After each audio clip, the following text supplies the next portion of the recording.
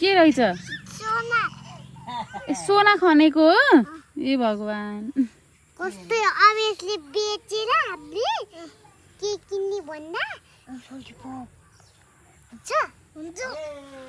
लाग्ला लाग्ला अलि उता छु हुन्छ सोनालाई पनि सोनालाई खनिदियो सोनालाई फालेको धेरै चाहिँ मैले फालेको